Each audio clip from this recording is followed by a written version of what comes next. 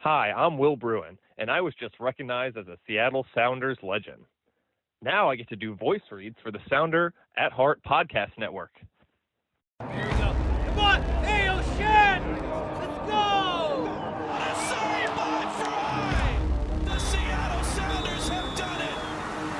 MLS Cup winners! Here comes Ray Diaz through the middle to crown it for Seattle! And now they truly can start the celebrations. It's the Sounders MLS Cup.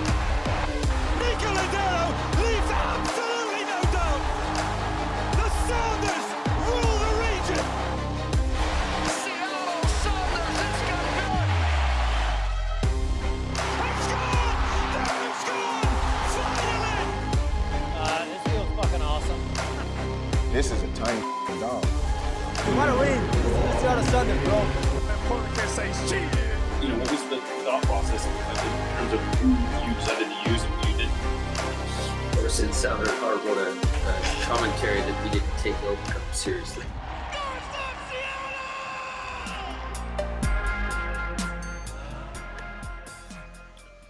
Welcome to another episode of Nos Audietes on the Sounder at Heart podcast network, sponsored by Full Pool Wines and our subscribers. We're recording on Tuesday, February 25th, 2025. I am your host, Jeremiah Shan. Joining me today is my co-host, Aaron Campo, and our engineer, Lickett. In many ways, the Seattle Sounders regular season opener was exactly the kind of performance we had hoped to see. The Sounders dominated possession, were aggressive on the attack, scored a couple of nice goals, and played what I think most would call attractive soccer. But after dominating the match for 90-plus minutes, a series of regrettable errors undid all the work, and the Sounders were forced to settle for a 2-2 tie after Jackson Reagan and Yeimar combined for one of the worst own goals in team history. As we sit here on the eve of an arguably more important game, with the Sounders already holding a 3-1 lead in their Round 1 CONCACAF Champions Cup series, Aaron, are you focusing more on the result or on the performance from Saturday? I'm definitely focusing more on the performance, but I'd be lying if I said I wasn't pretty annoyed by the result, pretty irritated by the result. And I think it's beyond just being irritated because they dropped points in a game that they dominated and clearly should have won. It's just the way they got there is much different and much more encouraging. But it's yet again dumb mistakes late in a game that should have been well in hand that were just uncharacteristic, at any other quadrant of the game, right? They only seem to make these mistakes late. And it's super frustrating. I felt the vibes were great in the stadium. I felt really good. They were. And that own goal just came out of nowhere, and it's inexcusable. It took so many breakdowns, so many individual breakdowns to get there, which in a way I suppose is encouraging, right? Because it's unlikely to ever happen again. But we've seen in the past this team have results like this where in isolation you can say it's not a big deal, but we've also seen it snowball, and so that's always in the back of my mind, right? Is that because, early in the year last year, they played pretty well in the first few games and just weren't able to get the results they were looking for. Mm-hmm. And that pressing to get those results turned into, that start that we all recall. I'm not worried about that yet, really, but it's impossible for that not to be in the back of your mind. And I think that's the part that's so frustrating about it. Yeah, I think also the thing is that one of the recurring themes last year was this inability to hold specifically one goal leads in the 85th minute. It's a very strange stat, but it is true. 5 times last year they were leading by one goal in the 85th minute. That's a key element of it. And 4 times they managed not to win the game. That was the Colorado game where they gave up the rebound off the free kick when they were playing down a man. There was the Vancouver game where Nuhu was called for a handball. They were also playing down a man, and Ryan Gauld hit a penalty to tie it. There was the RSL game where they where they gave up a 10th minute stoppage time equalizer, which kind of came under pressure. And then there was the San Jose game, which was kind of similar to this in that the Sounders were they were playing with, they had scored 2 goals in that game. Coincidentally, Jordan Morris scored 2 of them. And then just out of nowhere, they gave up a late goal. And then finally, in the 5th time it came up, they managed to hold a 1-0 lead against Houston. And, I'd like to think that we put that narrative to bed. But it was also sort of part of a more troubling trend broadly because they gave up a bunch of late goals in other games. Like they gave up a late equalizer against Louisville City in the Open Cup. They gave up that late game winner against the Houston or against the LA Galaxy. They gave up, they gave up a late winner against Sporting Kansas City on the road. And so there were just a kind of a worrying trend of late goals, not all quite, that statistic, the 85th minute thing. And I will say that they had 5 1-goal leads in the 85th minute on the road, and they held the lead all 5 of those times. So I don't think there's some sort of like inherently panicky thing that the Sounders are doing, but for some reason it is they dropped 8 points at home last year on situations very similar to this. Those 8 points would have given them the top record in the Western Conference last year. They would have won the West theoretically. Of course, whatever. We're not going to get into all that, but it's just a very frustrating trend. And I will say that I was mostly really encouraged by the quality of the play. And I will note that in none of the games that the Sounders had these leads were they playing nearly as well as they were in this one. It wasn't just the goals. It was that they were bossing the game. I mean, the goal came out to say the goal came out of nowhere somehow understates how out of nowhere it was. Charlotte barely had the ball on the Sounders' end. They had a couple corner kicks over the last 30 minutes of the game. I think Charlotte had 2 corner kicks. They had 1 shot. It was not on goal. They only had 1 shot on goal the whole game. And the Sounders were just sort of like doing whatever they wanted, really. It was wild. And even on the sequence, I've seen this debated a fair amount. And it's funny because you see people arguing both sides. On one hand, people argue the Sounders weren't aggressive enough in going for a 3rd goal. And then there's another group of people that's saying, why are the Sounders playing they were just holding on the ball. They should have just been killing it more. Right. And this play itself is sort of a weird microcosm because it starts with the Sounders kicking the ball long and then it going off of the Charlotte defender, but called for Charlotte. And so it starts this whole it's kind of a funny, you see the Sounders on the field complaining, oh no, it's off Charlotte. And then later on in the broadcast, you actually catch Jordan Morris saying something to Melanda and he's like, oh yeah, that definitely hit me. and so whatever. That's good, I guess. yeah. He was not even pretending. But at that point the game's already tied. But anyway, so that starts the sequence. And at first, in my head, I was thinking, God, 2 games in a row, they gave up a goal after on a play that starts a throw-in that starts 90 yards away from goal. Yeah, that's kind of frustrating. But what's worse about this one is they don't even start a counterattack. All they do is they just kick it around and then they kick it back to the goalkeeper. And Kalina just sends a ball up to the midfield, and Jackson Reagan is there. Flat, he's as rooted in the ground as you can be, and he has an easy header. He has 2 choices. He actually has 3 choices. He can hit it sort of just back to the middle of the field. He can hit it over to Yeimar, who's to his right. He can hit it to Christian Roldan, who's in the midfield, or he can hit it to John Bell, who's on the left sideline. To me, right, the safe play is you play it to John Bell on the left sideline, because even if he doesn't get it, it goes out of bounds and you just, who cares, right? Instead, he tries to play it forward to Christian Roldan. It gets blocked. Okay, big deal. It gets blocked. He's first to it. He has a beat on it.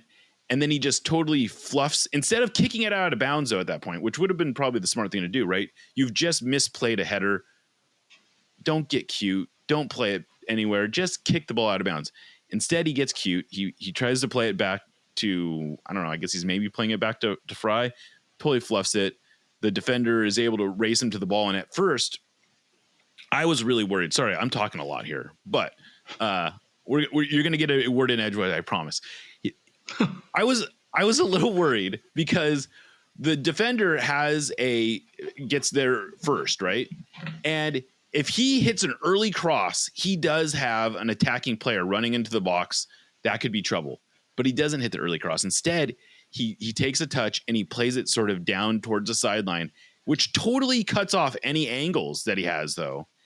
And it allows both Yeimar and Alex Roldan to make recovery runs. Yeimar is able to cut off the front, and then even Alex Roldan is cutting in front of the player who's making the run down the middle. And they have this very well defended at this point. Yeah. And he puts in an okay cross, and Yeimar just sort of like does the instinctual thing and sticks his foot out. And if the irony is that if he whiffs on it, if he does really almost anything other than stick out his left foot and kick it, it probably is nothing. And you go, oh, that was an annoying mistake, but you don't get too worried about it. But instead, we know what he does is he just kicks it through Steph Fry's legs, and there you have it. I don't know. I talked a lot, Aaron. No, I mean, you described it well, I think. As you know, because you've been in them, our seats are at the other end of the pitch. Yeah. And so I saw everything that happened in midfield, right? I saw Reagan misplay the header and didn't even really think about it because that happens a million times. Yeah, exactly. And then I saw him fluff the clearance, and I said, uh-oh. And then, like you said, it looked like everything was settled, and so I kind of calmed down. And then the next thing I know, the ball's in the back of the net, and and when I watched it back, I assumed I missed a Charlotte player, right? Like I assumed there was just somebody I didn't see that got a foot to the ball, and so when I watched it back, it was just so much worse than it seemed. It's so much worse. It's super frustrating, and I mean, it's a meme at this point that Jackson has one play like that a game. And I think it's fairly true. And ultimately where he made the mistake should not end up in a goal for the other team in that situation. So much had to go wrong, which is both, like I said earlier, encouraging because it doesn't seem repeatable, and also discouraging in the sense that it's really annoying to drop points in that way where you just did it to yourselves, Right. Exactly. It's, and I will say I don't know if this is a defense or not, but there were a lot of poor defensive plays that led to goals this week. If you are really interested, Joe Lowry did a super cut of all these unfortunate kind of when playing out of the back goes wrong. I wouldn't even say this is playing it out of the back though. This was just, this is just sloppy defense, and there was a fair amount of consternation over, Reagan was on an island. Why are the Sounders pushing forward so much? Yada, yada, yada. I'm sorry, but there's not really a lot of tactical changes you can make to prevent a play like this, because ultimately you're talking about your last line of defense making a play that you have to, for you to create a game plan, you have to believe that your best defenders can handle this play literally every time. Literally every 100%. time. 100%. If you are not pushing one of your center backs into possession when you're trying to just see out possession and in the game, and you're in a situation where the complaints are, why are they bunkering? Why are they bunkering? Right, exactly. This is where all the problems start, right? So it's not a tactical issue. It's two guys made 4 mistakes that none of those individually, none of those mistakes should have been made. And, I think you have to, at this point, chalk it up to just early season, rustiness, maybe. I don't know. I do think that I think because defending is so obviously physicality and skill is a huge part of it, but it's so much more mental, I think, than attacking play a lot of the time. And it's so much because in attacking play, most of what you're doing doesn't actually come off. Right. So when something doesn't come off, whatever, not a huge deal. Defensively, you have to be pretty spot on. You can't make mistakes like this because, if you do, they can compound and you can end up in a situation like this. Right. Yeah.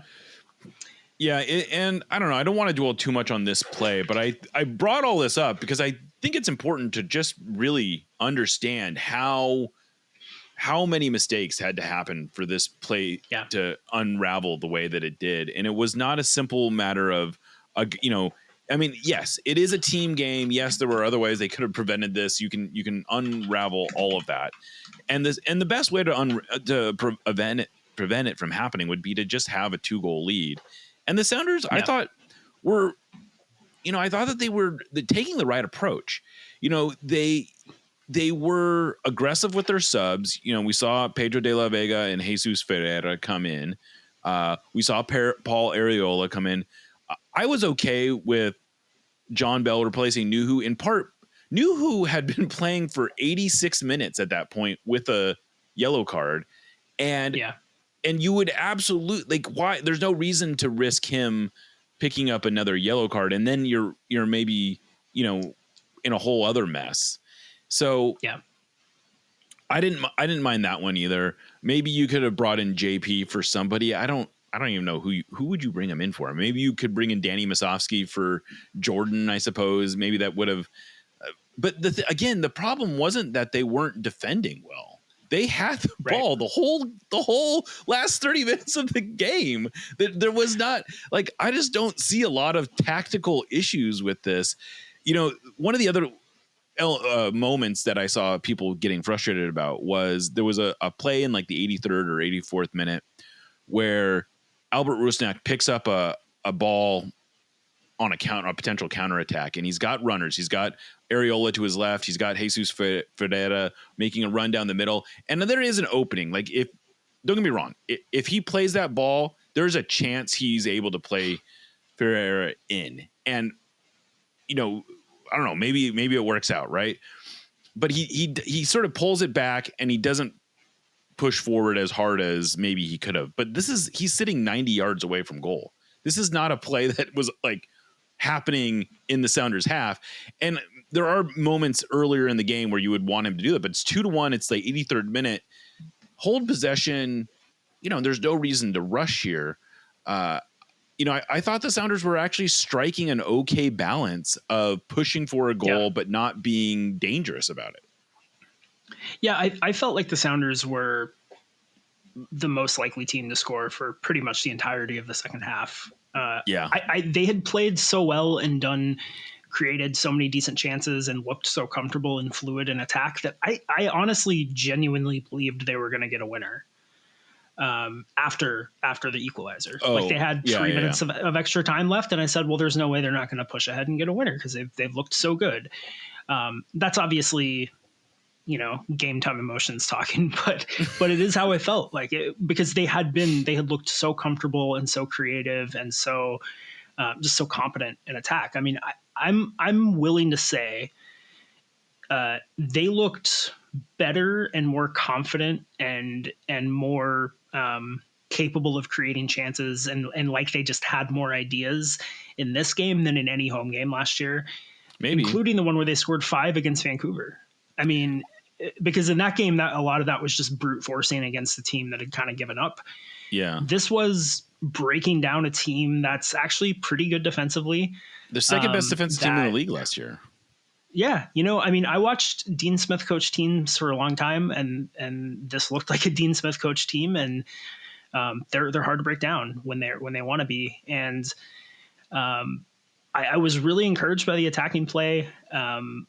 And if you play that well in the attack, you want to score 4 or 5 goals, obviously, but that's really hard to do. That's just not a thing that happens that much. And I think if they can repeat that performance in the attack, they're going to be fine, and they're going to be fun to watch again, I think, for most people. And, that's what I'm choosing to take away. Yeah. With a little, but like I said, with a little bit of that, but I'm still annoyed. I was definitely annoyed about the result. I don't blame anyone for being frustrated with the result. I would just hope that most of us can sort of walk and chew gum at the same time, where you can be frustrated with the result, but also appreciate that they looked really good. And from a holistic standpoint, I would rather my team look really good and while scoring goals, that's an important element of it. It wasn't just that they were passing the ball around and looking sharp and doing all this stuff. They had scored 2 nice goals. And that's a really important piece of this. I would be singing a very different tune if they scored a penalty and then, looked pretty good, competent in the attack, but ultimately didn't score and then they gave up that goal. That's a very different conversation. Part of the key of this was that they scored 2 goals, that Jordan Morris looked, as confident as we've seen him. I don't want to read too much into, Jordan Morris, a big body language guy. I don't want to read too much into it, but I just love that pose that he struck after he scored the second goal. Oh, so good. Yeah. And Obed Vargas jumping on his back and Georgie Manungu jumping on his back. And it just felt like all of a sudden Jordan was a different person. Like, we've never really seen him be that kind of lift my team, like literally putting the team on his back type of guy. And I don't know, again, don't want to read too much into it, but it did feel like there was some message going on there. I don't know if this was on his mind or not, but he did tie Raul Ruidiaz's franchise record for goals scored in all comps. So his next goal, he'll own that record, which is a cool little story. Which, whatever, that's not important right now, but it is a neat story that the Sounders all-time leading scorer is going to be a local guy. But there was just so much to like in that game. I refuse to get too bent out of shape. I don't really feel like there's a lot of good reason to second guess this game tactically. I would say if there was one criticism, it was maybe that I would have liked to maybe seen them rotate a little bit more. I'm getting a little bit worried as we go into, we're really going into potentially some serious fixture congestion here, because assuming they don't absolutely crap the bed against Antigua, which people will be listening to this tonight, the Sounders are going to go through to the round of 16 in CONCACAF Champions Cup. Then they have 2 games against Cruz Azul. Those 2 games are going to come between league games as well. Minutes are going to start piling up pretty fast here. And this seemed like a game maybe they could have gotten a little bit more rest for some guys. I would say the ones I'm most worried about right now are the center backs, because I'm still not, until Kim Keehee is available, I'm a little worried about the depth at center back. John Bell, perfectly capable. Stuart Hawkins, I think, is going to be a capable player. He's still he's untested at the MLS level. I hope he starts to get some minutes. Maybe the RSL road trip, maybe tonight we get to see some more of him. But other than that, I don't think I have genuine criticisms of this game. No, I think that anytime a result is suboptimal, there's going to be folks that blame coaching decisions. I actually thought the tactical setup was great. I did think it was kind of funny that for the Antigua game, the lineup graphic was in a 4-2-3-1. Oh, yeah. And this is a game, I think, clearly played. Yeah, which is very funny. It's a very funny bit, and I do appreciate it. It kind of reminds me of Siggy submitting a 4-3-3 for every game because he was pissed off at Garth, but like in right. less testy. But yeah, I thought I liked the way they attacked the game. I liked the substitution patterns. We had 2 relatively early subs. We had 2 subs late for key players. Pretty much all we've been asking for, I think, from Schmetzer.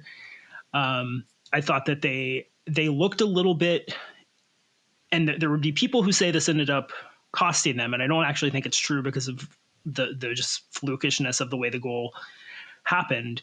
But one of the big criticisms myself, and I think a lot of people have had in the past, would be the Sounders playing at home, protecting a lead, just go into a shell and give up a lot of late goals. And I really appreciated that they kind of kept their foot on the gas in this game. Yeah. The other goal they gave up, I don't think we've talked about. Giving up a goal on a corner.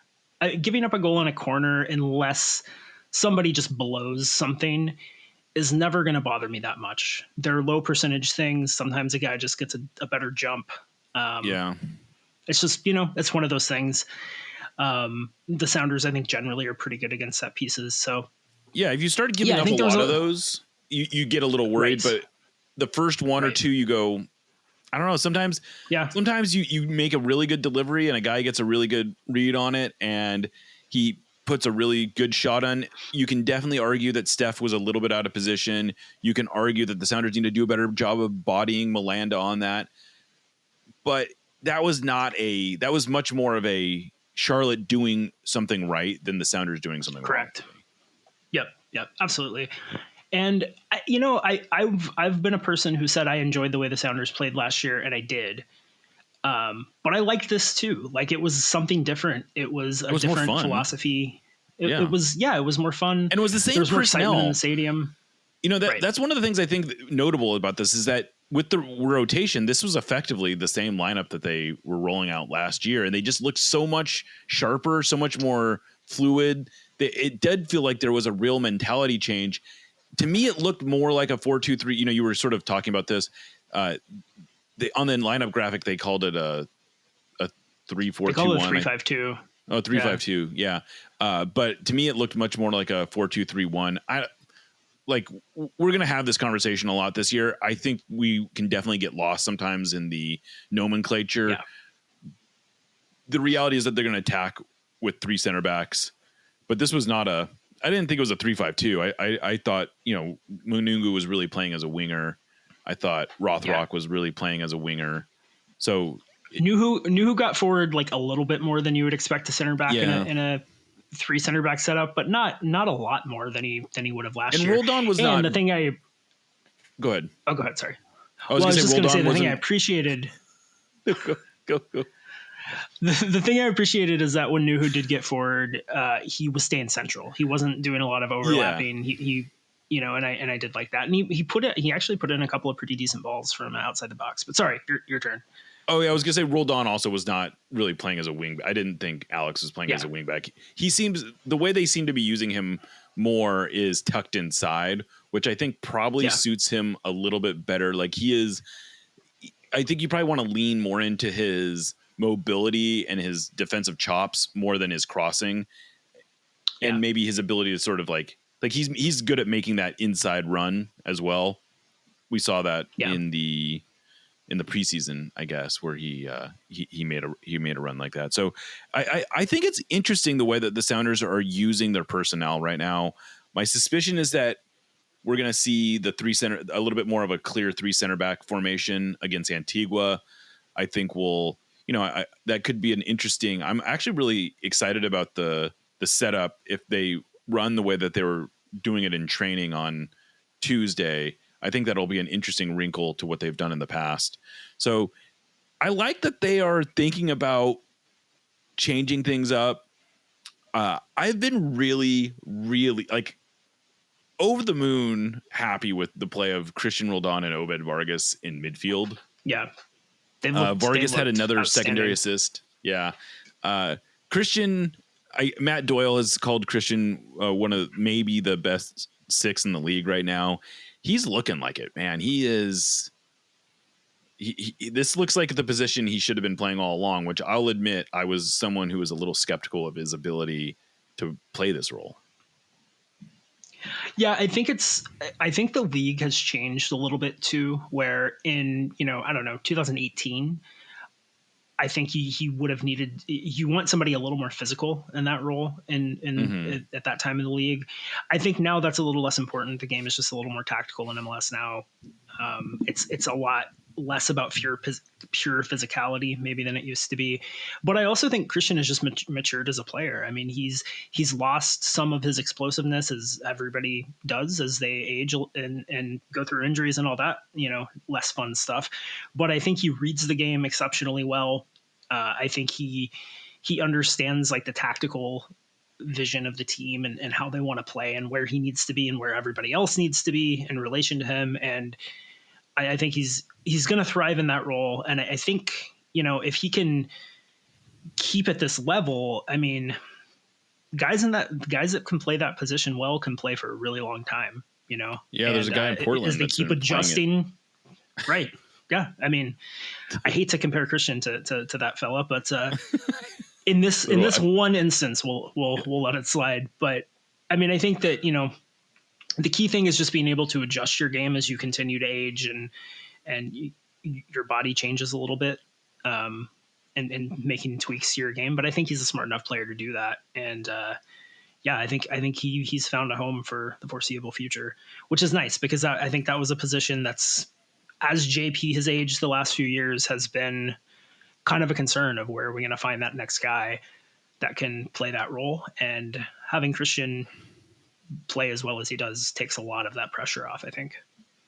Well, I think that's a position that the Sounders would have been willing to go out into the marketplace and try to replace him with a higher priced player. So if they don't need to do that, that's great, because you can, I would always rather see the money kind of put into the attack, I think, or at least farther up the field, because it does seem like still in MLS, you can still find value in defense. You can still find value in number sixes. And if you don't have to spend money on it, that's good. And the Sounders are in a position where they need to spend smart money, because they are not going to go dollar for dollar with Atlanta and Miami and the LAs and whoever else. So I think it's important that they find value where they can find it. One other player who I wanted to talk about a little bit was Albert Rusnak, who this was his first start of the year. I think there was some probably overblown concern over the injury that he picked up in preseason. He seemed to be pretty confident that he was never going to miss the start of the season, but he looked very good in this one. I loved the play that he made on the assist to Morris, where he just sort of shrugs off a defender and waits the ball just absolutely perfectly for Morris, who doesn't have to do anything other than sort of let it run and pick out his spot. And then he hits it well enough where even though Kalina got a pretty good amount of his arm on it, there was no way that ball wasn't going in. Yeah, it was. You could see it coming from the moment Rusnak gets the ball and picks his head up. And it was just so beautiful, because we've seen so many times that run happen and Albert or whoever else be in that position and not make that pass for one reason or another. And to see Jordan hold his run, I got like that sinking feeling of like, yep, they're gonna pull it back and play possession. And then when he hit it just absolutely perfectly right to the spot Jordan pointed to, you knew it was a goal. I mean, there was no way that wasn't going to end up in a goal. And I mean, that's my favorite type of goal. Just, a 10 hitting a 9 in stride on the counterattack. It's the best thing in soccer. That's the good stuff right there, for sure. A great finish by Jordan. Two great finishes by Jordan in that game. And yeah, just a beautiful, beautiful goal. Yeah. And I will say that there was some real concern coming into this game over what the crowd would look like. I know ticket sales were not quite as robust as the Sounders were hoping. The weather was absolute garbage. It was midwinter break. There was a lot of reasons that attendance could be bad, and it wasn't great. Like, let's be real. This was the second lowest attendance that they've had in a season opener. So that's not good. But speaking to how well the Sounders were playing, the crowd was loud. It was engaged. ECS was packed. And that's something that last year was, to me, one of the biggest concerns was ECS was starting to thin out.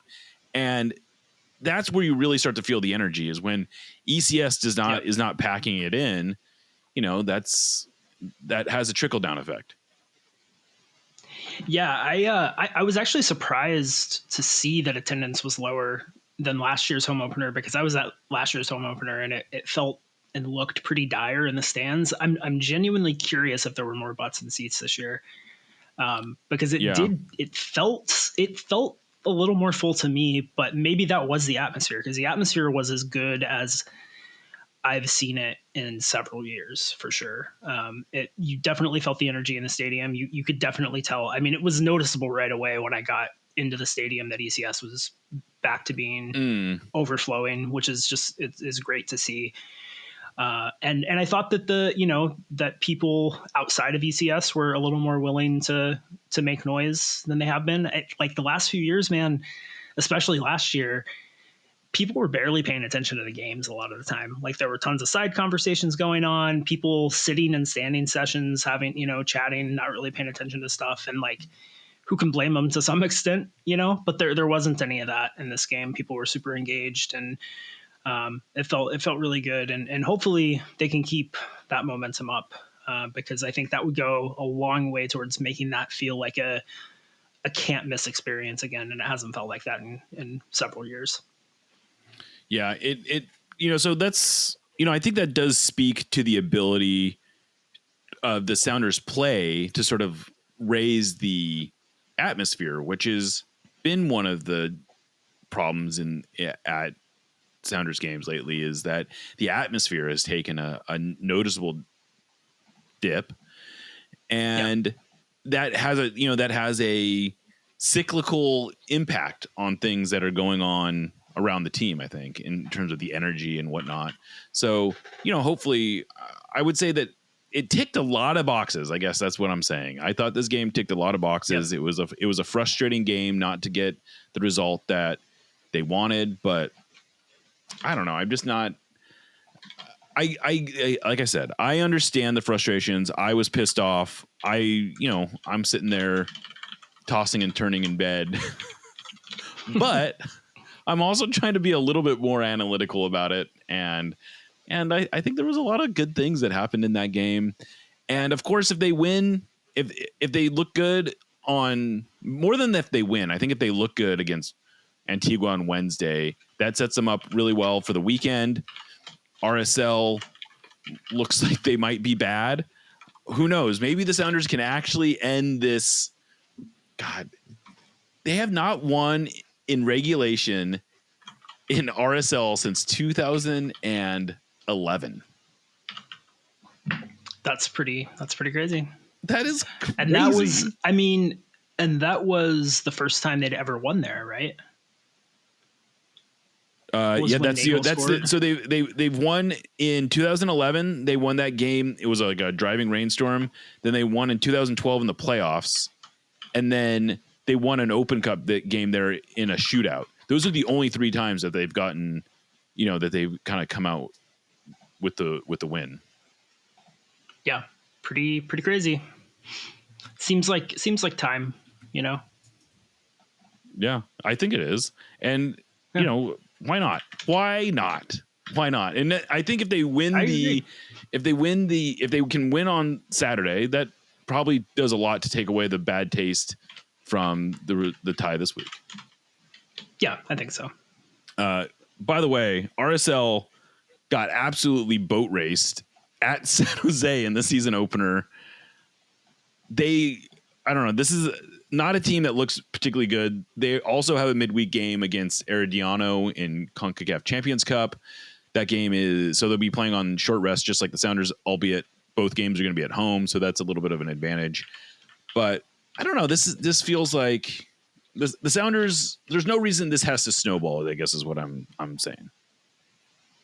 Yeah, I'm with you, man. I hope I didn't come off as being too negative or too doomcasty in the opening, because I think this is a really good team, and I think this RSL team is definitely beatable. I mean, anytime you play at RSL, I don't care how bad they are, I feel fine with the point. And I feel pretty good about about them going up against LAFC at home. I think that LAFC is that's who you've got to measure yourself against to some degree. It doesn't look like it's going to be the Galaxy this year. So, yeah, that was not, I think if you want to talk about bad results in the season opener, losing at home to an expansion team, pretty up rough. There. Yeah. Pretty rough. Yeah. Especially when you get outplayed on top of that. Like, it wasn't like San Diego stole one. San Diego was the better team in that game. Yeah, absolutely. So, yeah, I mean, the West looks reasonably well open. But I don't know. I think I'm feeling pretty good. We'll see. We'll see. Yep. You can obviously wipe this smile off my face pretty quickly if things start to snowball, but it doesn't feel that that's where we're going. It doesn't. This felt much more like the annoying results that they have had every season that they've been good. They have results like this, and it felt a lot more like that than, the RSL game last year or something like that. Yeah. All right. Well, I guess that's a good place to call it. Aaron, it was good to actually do a real show with you. We haven't done this in... Yeah, it's been a while. I don't know that we've done a regular show since they were eliminated from the playoffs. Yeah, I think we did a season recap, and that was we did like a season recap, and we did some shows together, but we haven't done like a proper. I guess that makes sense. Yeah, because that makes sense. But it anyway, does. But it's still nice to do it again. Yeah, absolutely. So I guess with all that, thank you to everyone for hanging out and listening. As you have probably picked up by now, we have sort of jiggered the stream of shows that we have coming out. We've been doing a Friday show with Nico Moreno. We are doing our mailbag show still pretty regularly. I'm going to be doing every few weeks, getting together with Matt Doyle, talking about the Western Conference.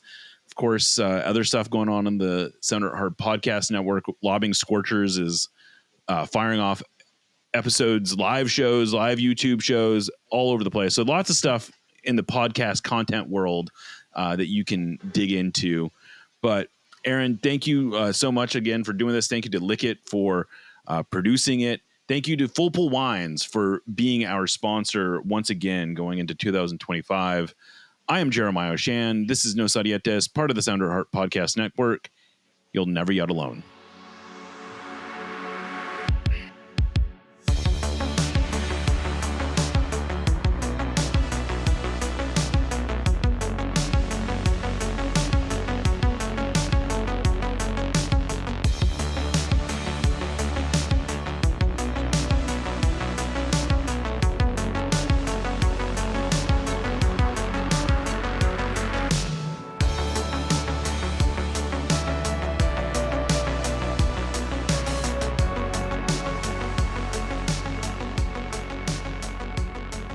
We love you. Let's win another one!